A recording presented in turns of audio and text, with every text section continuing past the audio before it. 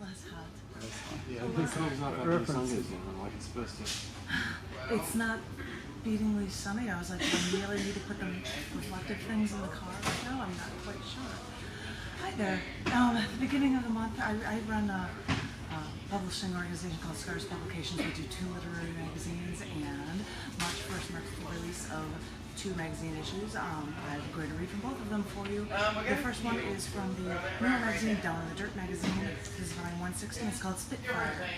Spitfire. This is artwork from J. Paradiso. He sends artwork, and I said, that's really cool, and this will be toward Halloween, so why not? So why not? It seemed like a good idea to me. So I would like to read 2 pieces from the back of this book for you. They were from a show from the Cafe Aloha in Chicago from years ago, and I'm going to read just 2 of them because one of them, the third one in here, is also in the other book. I'm going to read that one. Saving these 2 pieces. What do you need, darling?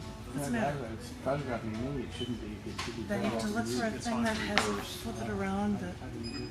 Where's the thing? Is it this thing? Oh, I think you're right. Wow, God. Thank you. 21st century man. I believe I can do that. So I will read to you 2 poems. One of them is a long one. This first one is called Communication.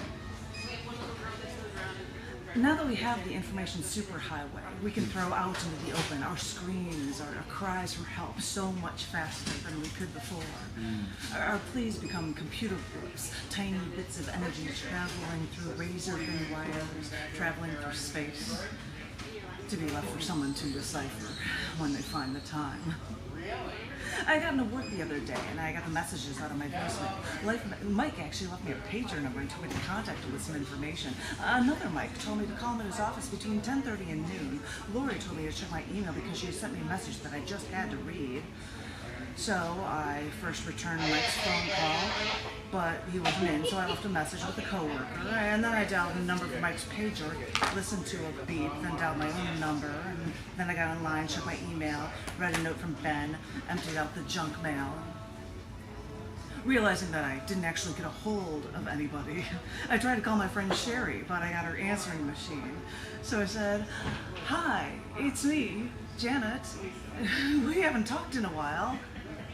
At which point I realized there was nothing left to say. "So, give me a call. We should really get together and talk." Sarah and I went to Carol's wedding rehearsal, which was a bad thing because we were running late and we were standing up in the wedding and we were stuck in traffic. And I asked, "Sarah, do you have a cell phone? You have a cell phone, don't you?" And she said, "Yes." And I said, "Well, do you know Carol's number? You know, maybe we can call her and tell her that we're going to be late." And she said, "No, I don't have it. Do you?" And I said, "No." I was out at a bar with Dave, and I was trying to explain to him why I hadn't talked to my friend Erin in a while. You see, we usually email each other, and when we do, we hit reply, and we get to an email from somebody who can just, actually start sending up a new message, and just hit reply. And usually with our emails, we would always have a letter, a question at the end of the letter. So we would answer that question of the reply and send it back, and this is how we've been communicating back and forth by just keep hitting the reply to each other. So one time he sent me an email. I got an email from him, and there was no question at the end. So I didn't have to send him a response. So I didn't. And we never thought to start a new conversation and email with each other again. So we just lost touch. And then it just occurred to me how difficult it would become to type in an extra line of text, because that's really why I lost touch with them. And then it occurred to me that no matter how many different forms of communication we have, we'll still find a way to lose touch with one another. Now that we have the information superhighway, we can throw out into the open our screams, our cries for help so much faster than we could before. But what if we don't want to communicate? Or forget how? Too busy leaving messages, voicemails, emails, pager numbers, forgetting to call back. What if we forget how to communicate?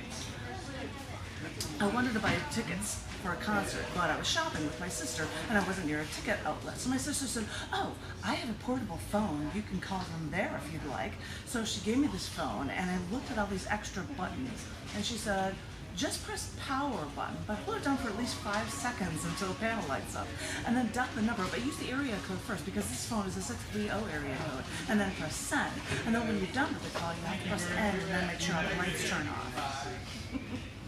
So I turned it on, dialed the number, pressed send, pressed my head against the tiny phone, and the line was busy, and I couldn't get through. I once wanted to get in touch with an old friend of mine from high school, Vince, but the last I had heard is he went to Marquette University. Well, that was like 5 years ago. He could be anywhere. And so I talked to a friend or two that knew him, but they said they lost touch with him too. So I searched on the internet to see if his name was on any websites or if he had an email address. He didn't. So I figured I probably wouldn't find him. And all this time, I knew that his parents had the same house that they always did. I could just look up his parents' phone number in the phone book, give them a call, say I'm an old high school friend of Vince's, but I never did. And then I realized why. You see, I could search the internet for hours, and no one would know that I was looking for someone. But now, with one single phone call, I'd make it known to his entire family that I wanted to see him enough to call after all these years. And I didn't want them to know that. Of course not. So I never called. Now that we have the information superhighway, we can throw out when we open our screens our cries for help so much faster than we could before. But then the question begs itself, who is there to listen? I'll do one more show. I know. And on a slightly different theme. This one's from the same show, and it's called And What I Want to Know. I've been dreaming of you lately. Usually, in my dreams, I see you for just a short while, and then you have to leave. Maybe you tell me you miss me. Maybe you kiss me. Last night, when you had left me once again, I drove after you to the airport so I could say goodbye to you one more time. In my dreams, you're always with me. In my dreams, you're always leaving me. In my dreams, I run after you just to say goodbye again. And what I want to know is, when are these dreams going to stop? And what I want to know is, are you dreaming of me too? I daydream about you in the mornings when my legs are so tangled up in my sheets. I close my eyes so I can feel you there curled up against me. Why do I have to get out of this bed? And what I want to know is, if you saw me hit by a car, my lifeless body lying in the street, would you hold me up against you? Would you hold my limp arms in your coarse hands? Would you rock me to sleep? Would you cry? Would you not ever want to say goodbye? And what I want to know is, if you saw that car speeding toward me, would you instantly run to me because life is no longer life without the one you love? I know what I would say. I know my answers. And what I want to know is, if I will live like this forever. And what I don't know is if I'm going to suffer this alone.